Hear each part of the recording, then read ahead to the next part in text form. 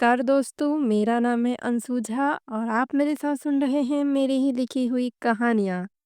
और आज मैं आप लोगों को सुनाने वाली हूँ इसके का रंग सफ़ेद, भाग 110 एवं 111। ईशानी एक महत्वाकांक्षी लड़की थी, जिसे बस अपनी खुशियों से मतलब था। अगर उसे खुशियाँ मिलती रही तो उसे किसी से कोई तकलीफ नहीं थी, और अगर उसके खुशियों के बीच कोई रुकावट बनता था, तो इंसान उसे अपना दुश्मन नज़र आता था। बाकी उसके मन में धानी के लिए कोई नफ़रत नहीं थी। अगर प्यार नहीं है तो नफ़रत भी नहीं था, और ना ही उसे उसकी तकलीफ़ों से कोई फ़र्क पड़ता था। बस उसे अपनी तकलीफ़ का दिखाई देती थी, वो उसकी तकलीफ़ों का कारण ना बने। होते हैं कुछ लोग जो अपने में ही जीते हैं, अपनी दुनिया में अपनी खुशी सबसे ज़्यादा मायने रखते हैं। दूसरों की खुशियों के बारे में कुछ लोग ही सोच पाते हैं, नहीं तो हर दूसरा इंसान ऐसा ही होता है, जिसे बस अपनी खुशियों से मतलब होती है। दुनिया कितनी तकलीफ़ में है, किसी को फ़र्क नहीं पड़ता है। यहाँ तक कि आजकल के बच्चों को भी माँ-बाप के दुखों का एहसास नहीं होता है, जब लोग अपनी खुशियों में लीन हो जाते हैं तो। कड़वा है, लेकिन आज की सच्चाई है। दुनिया दिन प्रतिदिन महत्वाकांक्षी होती जा रही है। दया की भावना खत्म होती जा रही है, और बदलाव हमें खुद से लाना होगा, तभी दूसरों से अपेक्षा कर सकते हैं। अभी वो खुश थी। दुनिया की सबसे खुशनसीब लड़की खुद को मान रही थी। इतना प्यार करने वाला पति और मनपसंद घूमने को जगह मिला था। अब उसका प्यार उसके पैर 7वें आसमान पर था। बस वो एक हैप्पी लाइफ जीना चाहती थी। शरद के पैसों पर ऐश करना चाहती थी। ईशानी हो गया। कितनी तस्वीर खींचो कुमारी? खींचो तुम्हारी। शरद उसके फ़ोटो खींचते-खींचते परेशान हो गया है। अब तो मेरे हाथ में भी दर्द करने लगे हैं। टावर ब्रिज पर शरद कैमरा उठाए थक चुका था। बस, बस, बस लास्ट। ब्रिज को पकड़कर सामने की नज़ारा देखते हुए ईशानी बोलती है। तभी उसका फ़ोन बजने लग जाता है, और शरद को हाथों से रोकते हुए फ़ोन उठा लेती है। हेलो, हाँ मम्मी, गुड मॉर्निंग। बहुत अच्छी हूँ मम्मी। आपको पता है यहाँ पर कितना अच्छा मौसम है? बहुत मज़ा आ रहा है मम्मी। बस तू खुश रह, तू बस घूमती फिरती रह। सुशीला जी खुशी से फूली नहीं समा रही थी। आप भी कभी घूमने आइएगा, बहुत ही अच्छी जगह है। हाय! नज़र ना लगे मेरी बच्ची की खुशी को, और ज़्यादा फ़ोटो-वोटो मोबाइल पे मत डालना, नहीं तो सब नज़र लगा देंगे तेरी खुशियों को। सुशीला जी उसे हिदायत देती है। कम ऑन मम्मी, ऐसा कुछ नहीं होता है, और इतने फ़ोटो खींच किस लिए रही हूँ? सोशल मीडिया पर डाल सकूँ इसीलिए ना? नहीं बेटा, ज़माना बहुत ख़राब है, कोई किसी की खुशी देखना नहीं चाहता है। जमाई बाबू कहाँ हैं? यहीं हैं। एक बार दो ना फ़ोन, हम भी हाल-चाल पूछ लेते हैं। शरद, मम्मी तुमसे बात करना चाहती है।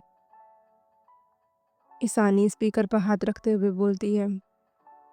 मेरा मन नहीं है। शरद, व्हाट यू डू?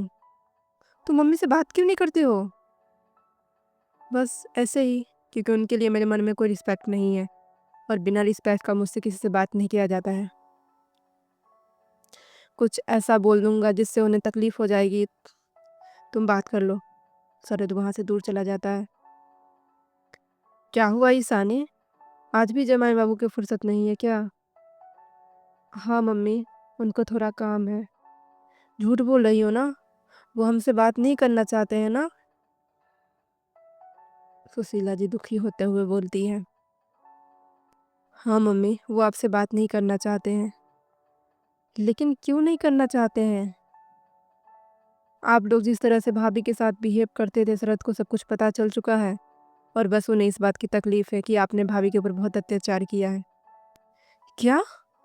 वो धानी सबको वहाँ पर वो सब बताती है? नहीं मम्मी, वो बताती नहीं है, सब आपके प्लान का नतीजा है।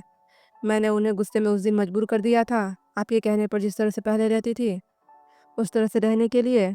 सबके मन में यहाँ पर सवाल आ गए। सर जिद करने लगा भाभी के साथ खाना खाने के लिए और कमरे में सोने के लिए। तब उन्होंने बता दिया कि वो ऐसी ही रहती है।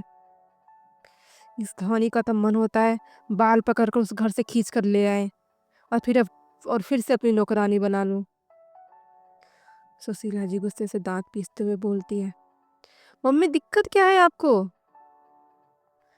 ईशानी की बात सुनकर सुशीला जी हैरान हो जाती है। ईशानी तुम बोल रही हो है? हाँ मैं बोल रही हूँ ये।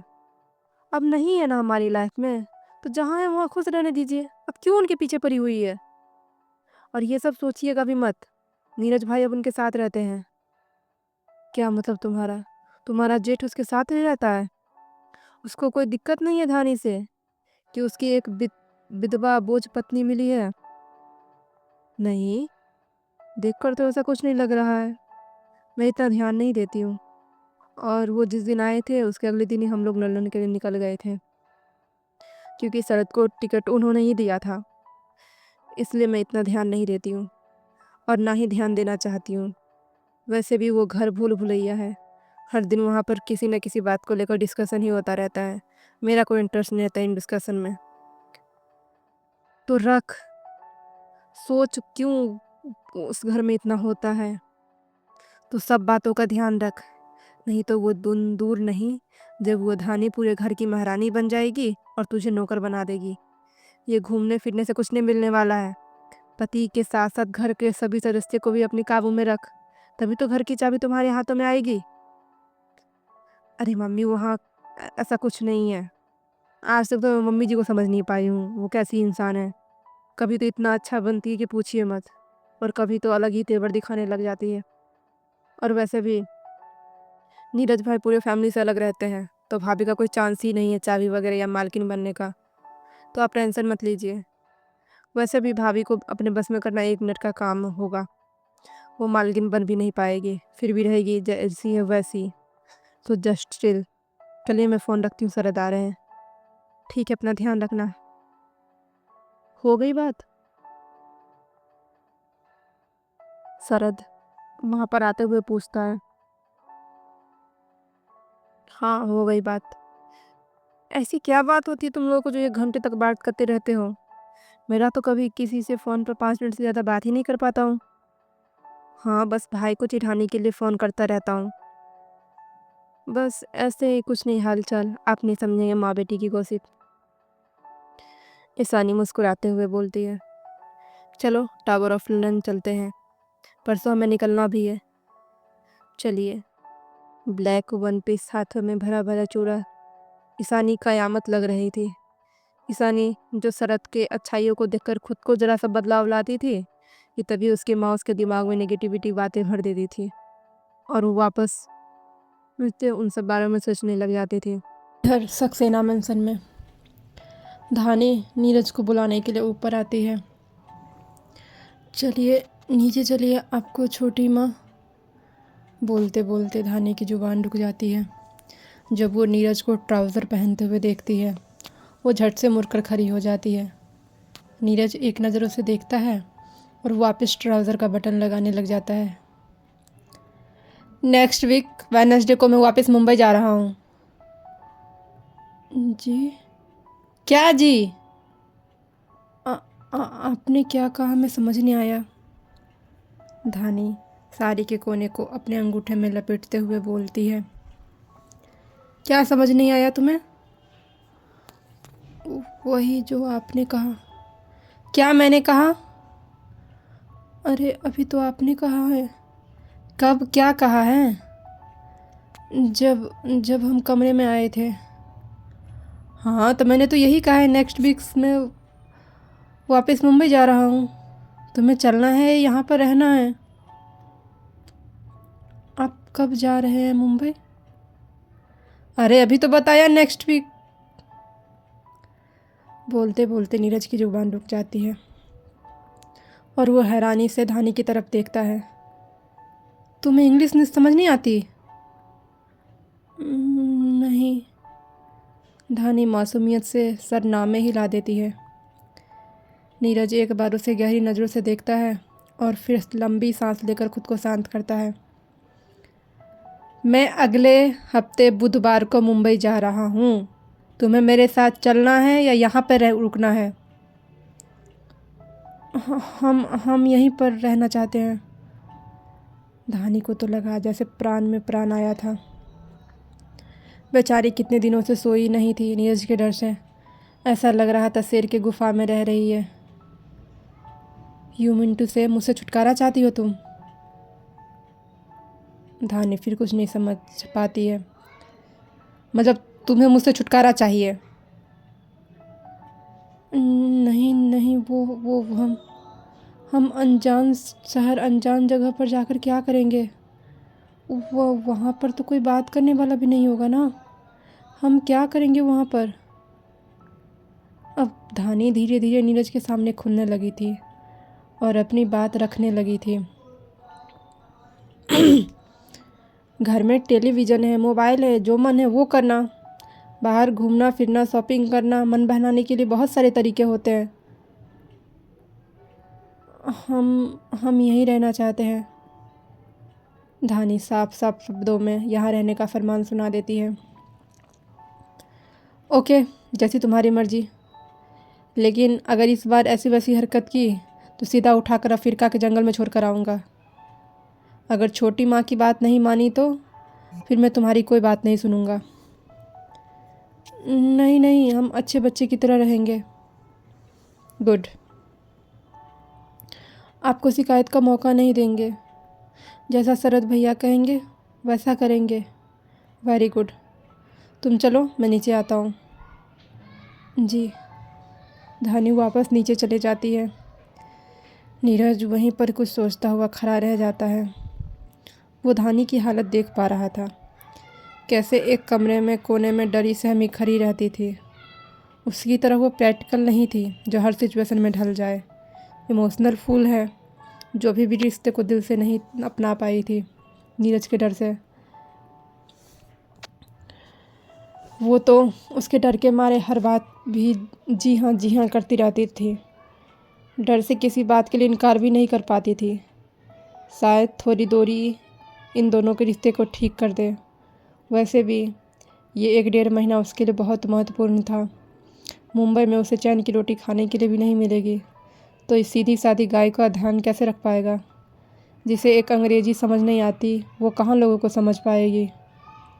नीरज तैयार होकर नीचे उतरता है, लेकिन नीचे हॉल में बैठे हुए लोगों को देखकर उसकी आंखें गहरी हो जाती है। गुस्से से अपने शर्ट का बाजू चढ़ाता हुआ सबके बीच पहुंच जाता है। आइए आइए मेहरा जी, कोई तकलीफ़ तो नहीं? अरविंद जी दरवाज़ा खोलते हुए बोलते हैं। नहीं नहीं सक्सेना साहब, आपके घर आने में भला कौन सी तकलीफ़ होगी? अशोक मेहरा अपने चेहरे पर 32 इंच का स्माइल चिपकाते हुए बोलते हैं। नमस्ते बहन जी, नमस्ते भाई साहब। मिसेज मेहरा हाथ जोड़ लेती है। देवेश आगे बढ़कर झुककर प्रणाम कर लेता है। खुश रहो बेटा। अब कैसा है तुम्हारा हाथ? सही है अंकल, देवेश मुस्कुराते हुए बोलता है। आइए आइए, आप सब भी अंदर आइए। आराधना जी सबको आग्रह करते हुए बोलती है। सब अंदर आकर सोफे पर विराजमान हो जाते हैं। चाय नाश्ता का दौर चल पड़ता है। सब एक दूसरे से हंसकर बात कर रहे थे। मिस्टर और मिसेज मेहरा का मुंह से तो मीठी बानी के फूल गिर रहे थे। देखने में ऐसा लग रहा था कि इनसे अच्छा कोई परिवार ही नहीं है। सभ्य और संस्कारी का अच्छा मुखौटा ओढ़ रखा था। देवेश उस महल जैसे घर पर अपनी नज़र घुमा रहा था। कल होकर ये घर उसका ही होने वाला था। ये सब सोचते हुए उसके चेहरे से स्माइल जा ही नहीं रही थी। इधर रिया खुशी से फूली नहीं समा रही थी। ईशानी और शरद घर आ चुके थे। ईशानी इस वक्त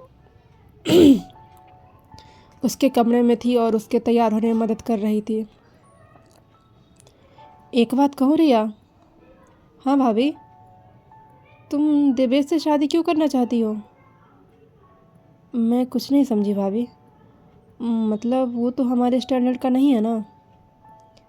रिया हैरानी से ईशानी की तरफ देखती है। भाभी, क्या आपने भाई से उसका स्टैंडर्ड देखकर प्यार किया था? रिया के सवाल सुनकर ईशानी सकपका जाती है। क्या जवाब दे, उसे कुछ समझ नहीं आ रहा था। जी नहीं ईशानी जी, शरद भैया से पैसों के लिए प्यार नहीं किया था, बल्कि वो एक अच्छे और बेहतर इंसान है, इसलिए ईशानी जी ने प्यार किया था। धानी कमरे में आते हुए बोलती है। बस भाभी मैं उसी तरह से देवेश की अच्छाई से प्यार करती हूँ। पैसों की मुझे इतनी चाहत नहीं है। मैं उसके साथ किसी भी सिचुएशन में रह लूँगी, बस उसका प्यार कम होना नहीं चाहिए। रिया जी, अगर देवेश बाबू आपसे प्यार करते हैं और अगर बेहतर इंसान है तो बहुत अच्छी बात है। आपको चिंता करने की ज़रूरत नहीं है। धानी प्यार से उसके गाल पर हाथ रखते हुए बोलती है, हाँ भाभी, देवेश बहुत अच्छा है, मुझसे बहुत प्यार करता है। ठीक है, चलिए, सब आपको बुला रहे हैं नीचे। धानी और ईशानी रिया को लेकर नीचे चले जाते हैं। इधर नीरज भावना जी के कमरे में पहुंचती है। क्या हुआ छोटी माँ? भावना जी की आंखों से आंसू की धारा बह रही थी। नीरज बेटा। क्या हुआ, आप रो क्यों रही है? पहले ये अपने आंसू को पोंछिए, आपको पता है ना मुझे आंसू से नफरत है। भावना जी जल्दी जल्दी अपने आंसू को साफ कर लेती है। जब किस्मत में ही आंसू लिखा हुआ तो कैसे हटाऊं बेटा, कैसे हंसूं? क्या हुआ, आप क्यों ऐसी बातें कर रही, मुझे बताएंगी? नीचे रिया को देखने लड़के वाले आए हैं। व्हाट? मुझे तो किसी ने बताया तक नहीं। तुम्हें क्यों बताएंगे, तुम्हें कोई फैमिली का हिस्सा मानता है? भावना जी उसके चेहरे की तरफ देखते हुए गंभीर होते हुए बोलती है, बट रिया मेरी सिस्टर है। हाँ, तुम मुझसे बहन मानते हो, लेकिन जीजा जी और भाभी ने सबको तुमसे रिश्ता तोड़ने पर मजबूर कर दिया है और अब मेरे बच्चों का फैसला खुद ही कर रहे हैं। तुम्हारे चाचू तो उनके बस में है ही, अब दोनों मेरे बच्चों भी उसके बस में आ गए हैं। पहले शरद के लिए ईशानी को उठा कर ले आए और अब रिया की शादी अपने से छोटे खानदान में करवा रहे हैं। क्या मेरी राजकुमार सी फूल सी बेटी उस छोटे से घर में रहेगी? अशोक मेरा कहीं से भी हमारे बराबरी के लायक नहीं है। बेटा बेटा तुम कुछ करो ना, रोको ना ये सब। भले ही तुम सब अपनी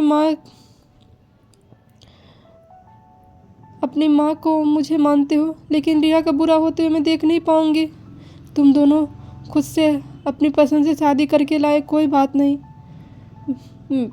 मैंने आज दोनों को संभाल लिया, उस दोनों को मैं हाई क्लास फैमिली का बना दूंगी, लेकिन मेरी बेटी, वो कैसे स्ट्रगल कर पाएगी? बेटा कुछ करो। आप चिंता मत कीजिए छोटी माँ, मैं देखता हूँ। बोलते हुए नीरज शर्ट का बाजू चढ़ाते हुए तेज़ी से नीचे की तरफ जाने लग जाता है।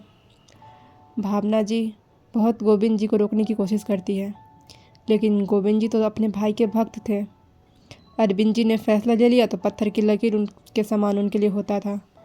भावना जी नज़रों में उनकी इज्जत खो चुकी थी, तो अब उनका सलाह घर में कोई मायने ही नहीं रखता था। हॉल में बैठे हुए सब लोगों को देखकर उसकी आंखें चढ़ जाती हैं। अरे नहीं नहीं सक्सेना साहब, आप जैसा चाहेंगे वैसा होगा। फंक्शन आपके होटल में हो या किसी फार्म हाउस में, क्या फ़र्क पड़ता है? बस एक बार पंडित जी आए और सभी चीज़ों का दिन निकल जाए, बस बच्चे खुश रहें। मैं तो कहता हूँ। कहते कहते अशोक मेहरा की जुबान रुक जाती है जब नीरज आकर उनका कॉलर पकड़ लेता है। तुम्हारी हिम्मत कैसी मेरे घर आने की और मेरी बहन के रिश्ता लाने की? नीरज उन्हें खड़ा करते हुए बोलता है। सीढ़ी से जो रिया सबके साथ नीचे आ रही थी, नीरज को देखकर अपनी अनारकली घाघरा को उठाते हुए नीचे की तरफ दौड़ती है। नीरज नीरज क्या कर रहे हो, छोड़ो उनका कॉलर। चाचू अब बीच में नहीं आएंगे, इनकी औकात मैं दिखाता हूँ। ये कैसे अपनी औकात भूलकर मेरी बहन का रिश्ता मांगने आ गए? देवेश आकर अपने पिता को छुड़ाने लग जाता था। सर छोड़िए मेरे पापा को। उसका तो मन हो रहा था नीरज को पकड़कर खींचकर एक थप्पड़ लगाए, लेकिन अच्छाई का चोला उठकर बस छुड़ाने की कोशिश कर रहा था। भाई प्लीज़ तमाशा मत कीजिए। शरद भी नीरज के हाथों से अशोक मेहरा का कॉलर छुड़ा रहा था, लेकिन जब वो गुस्से में होता है तो कहाँ किसी की बात सुनता है। भाई छोड़िए। रिया आकर अब नीरज के हाथों से अशोक मेहरा का कॉलर छुड़ा रही थी। तू हट, मैं इसे बाहर फेंक कर आता हूँ और इसके चूजे को भी इसके साथ ही फेंकूंगा। भाई आप छोड़ रहे हैं कि नहीं? रिया चिल्लाते हुए बोलती है। नहीं। नीरज अशोक मेहरा को खींचते हुए बाहर की तरफ ले जा रहा था। सब उसे रोक रहे थे, लेकिन उन्हें किसी की बात नहीं सुनकर मान रहा था। अरविंद जी का गुस्से से पारा हाई हो चुका था। नीरज के सामने आकर खड़े हो जाते हैं और तो उसके कदम रुक जाते हैं। छोड़ो मेहरा जी को। हटिए मिस्टर सक्सेना, मैं आपको अपनी बहन की लाइफ बर्बाद नहीं करे दूंगा। तुम छोड़ रहे हो कि नहीं? नहीं। अगले ही पल तेज आवाज़ के साथ उसके गालों पर थप्पड़ पड़ता है। नीरज के हाथों से अशोक मेहरा का कॉलर छूट जाता है। सब हैरानी से अपने मुंह पर हाथ रख लेते हैं। अशोक मेहरा लंबी लंबी सांस लेते हुए खुद को शांत कर रहे थे। सारे संस्कार भूल चुके हो क्या? कोई घर में आए हुए मेहमान के साथ ऐसा व्यवहार करता है? ये संस्कार और मेहमान आपको ही मुबारक हो। इन सब के बारे में सोचने के अलावा अपनी बेटी के बारे में सोचिए। क्या ये लड़का रिया के लायक है? रिया हमारी इकलौती बहन है, ऐसे अरे गरे किसी के साथ भेज देंगे क्या? अब जानते भी है मिस्टर सक्सेना की मार्केट में क्या हालत है। नहीं जानना है मुझे, तुमसे ज़्यादा जानकारी लेकर चलता हूँ मैं। पैसों से इंसान नहीं मिल जाते हैं। तुम्हारे पास तो बहुत पैसे हैं ना, लेकिन जैसी तुम्हारी हरकत है ना, कोई बाप अपनी बेटी नहीं देना चाहेगा तुम्हें, क्योंकि उन्हें अपनी बेटी के लिए एक अच्छा इंसान चाहिए होता, चलता फिरता एटीएम नहीं, गुस्से का ज्वालामुखी नहीं, जो बात बात पर चिल्लाता रहे, लोगों को धमकाता रहे। इस बेचारी की तो किस्मत फूटी, जो तुम्हारे साथ बंध गई। अनाथ थी इसलिए तुम्हारे गले में अब तक बंधी हुई है, नहीं तो अगर इसके माँ बाप जिंदा होते ना, तो तुम्हारी हरकतें देखकर कब के लेकर जाकर चुके होते। हर चीज़ पैसा से नहीं होता है। बहुत तुम्हारे पास पैसा है, लेकिन खुद को आज तुमसे ज़्यादा भिखारी किसी को नहीं समझता हूँ। मिस्टर सक्सेना, मुझे आपकी बकवास सुनने में कोई इंटरेस्ट नहीं है। सुनना पड़ेगा। कहने को तो 2 बेटे हैं मेरे पास, लेकिन एक भी कंधा के बराबर नहीं है। काश मेरे पास पैसे नहीं होते, बस दोनों बेटे साथ में खड़े होते, तो मुझसे ज़्यादा धनवान इंसान कोई नहीं होता। देखो महाराज जी को, कितने धनवान है, दोनों बेटे कंधे पकड़ कर खड़े हैं। अरे बस कीजिए ना अपना लेक्चर, हर बात में आपको लेक्चर ही देना आता है। आप कुछ भी कह लीजिए, लेकिन मैं अपनी बहन की शादी इसके साथ नहीं होने दूंगा। मैं इनसे प्यार करती हूँ भाई। रिया भी तेज आवाज़ में अपने प्यार का ऐलान करती है। रिया, तुम अभी छोटी बच्ची हो, तुम्हें नहीं पता दुनियादारी। मैं इतनी भी छोटी बच्ची नहीं हूँ भाई, जो मुझे आप अपना अच्छा बुरा समझ ना सकूँ। मैं देवेश से प्यार करती हूँ, शादी करूँगी तो उसी से करूँगी। और प्लीज़ आप प्रॉब्लम मत क्रिएट कीजिए। नहीं मतलब है ना आपको मुझसे? क्यों मतलब जोड़ने आए हैं? रिया के सर पर देवेश का प्यार का भूत सवार था। वो क्या कह रही थी नीरज को उसे भी समझ नहीं आ रहा था। रिया जी, आप ऐसा क्यों कह रही हैं? आपके भाई आपसे बहुत प्यार करते हैं। रिया की बातें धानी को भी बुरा लग जाती है। भाभी, आपको आए हुए कुछ महीने हुए हैं, इसलिए आप इनको अच्छी तरह से नहीं जानती है जितना मैं जानती हूँ। रक्षाबंधन हो, भाई दूज हो, सब पर मैं इनको कॉल करती हूँ, लेकिन ये फ़ोन तो करना दूर, एक फ़ोन तक रिसीव नहीं करते हैं। तब इनको याद नहीं रहता है कि मैं इनकी बहन हूँ। मेरे बर्थडे के कॉन्टैक्ट लिस्ट में हर इंसान का फ़ोन आता है, लेकिन इनका फ़ोन इंतज़ार करते रहती है। ये बर्थडे तक विश नहीं करते हैं मुझे, एक बार भी फ़ोन नहीं करते हैं। बीमार हूँ, मर रही हूँ, जी रही हूँ, कोई फ़र्क नहीं पड़ता इनको। मुझसे क्या, घर में किसी फैमिली मेम्बर से इनको कोई फ़र्क नहीं पड़ता है। बड़ी माँ बड़े पापा इतने अच्छे हैं, लेकिन ये दिन रात उनको बेइज्जत करते रहते हैं। तब इन्हें ध्यान नहीं आता है कि उनका परिवार है, लेकिन आज हक जताने आ गए, मेरी खुशियों पर ग्रहण लगाने आ गए। जब ये मुझे नहीं मानते अपनी बहन, तो मेरी अच्छे बुरे सोचने के मेरे बड़े पापा, मेरी बड़ी माँ, मेरे माता पिता, मेरे इकलौता भाई इस तरह जिंदा है। मुझे इनकी परमिशन की ज़रूरत नहीं है। रिया, किस तरह से बात कर रही हो? शरद रिया को रुकता है। भाई, मैं सही तरीके से बात कर रही हूँ। आपको तकलीफ नहीं होती इनकी बातों से, लेकिन मुझे होती है। जब भी इनसे बात करने के लिए कमरे में जाओ, मुंह पर दरवाज़ा बंद कर लेते हैं, जैसे पता नहीं हमने इनका क्या बिगाड़ा है। नहीं मतलब है नहीं ना हमसे, तभी तो हमारे साथ ऐसा व्यवहार करते हैं। तो अब क्यों आए हैं?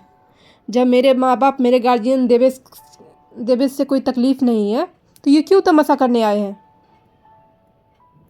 नीरज बिना भाव का चेहरा लिए और रिया की बातें सुन रहा था। अब चलिए, धानी नीरज का हाथ पकड़ते हुए बोलती है। गुस्से से नीरज उसका हाथ झटक देता है। ठीक है, तुम इस लड़की से शादी करनी है ना? हाँ। तुम्हें तुम्हारी लाइफ में मेरी कोई इम्पोर्टेंस नहीं है? आज की लाइफ में है हमारी। बदले में नीरज खामोश हो जाता है। दूर खड़ा देवेश अपने जीत पर मुस्कुरा रहा था। रिया पूरी तरह से उसकी मुट्ठी में आ चुकी थी। ओके ठीक है, मैं नहीं आऊँगा तुम्हारे बीच में, लेकिन एक बात कान खोल कर सुन लो। आप सब में से जो भी करूँगा उस बीच में कोई नहीं आएगा, कोई भी मतलब कोई नहीं। नीरज अपनी बात कहते हुए बाहर निकल जाता है। अरविंद जी अशोक मेहरा के सामने हाथ जोड़ लेते हैं। माफ़ कर दीजिए भाई साहब, बस इतना समझ लीजिए, ये शरीर का वो घाव है जिसे हम साथ भी नहीं रख सकते हैं और काट कर अलग भी नहीं कर सकते हैं। मजबूरी में हमें लेकर चलना पड़ता है। उसकी तरफ से मैं आपसे माफ़ी मांगता हूँ। आज जो आपके बेटे ने किया है ना, अगर आपकी जगह कोई और होता तो मैं उसकी औकात याद दिला देता, लेकिन बस आपके मान सम्मान के लिए मैंने उसे माफ़ कर दिया है। अशोक मेहरा एहसान जताते हुए बोलता है। बहुत बहुत आभार आपका मेहरा साहब। अंकल ये लीजिए पानी। रिया अशोक मेहरा के हाथों में पानी का गिलास पकड़ा देती है। धानी नीरज के पीछे बाहर जाती है। जब तक वो बाहर पहुंचती है, नीरज गाड़ी में बैठकर गाड़ी स्टार्ट कर चुका था। उसकी नज़रों के सामने तेज़ रफ्तार से गाड़ी निकल जाती है। गाड़ी का चाल देखकर धानी का कलेजा कांप जाता है, लेकिन उसके मुंह से निकलते हुए शब्द सुनने वाला भी अब कोई नहीं था। हे ठाकुर जी, उनकी रक्षा कीजिएगा। हर हर महादेव। दोस्तों, आज का भाग यहीं ख़त्म होता है। अब आप लोग कमेंट्स नहीं कर रहे हैं तो मुझे कहानी अपलोड करने में मज़ा नहीं आ रहा है। ढेर सारे कमेंट्स कीजिए ताकि मैं 2 भाग लेकर आऊँ दिन में। Thank you. अगर कहानी अच्छी लग रही है तो चैनल को ज़रूर से सब्सक्राइब करें।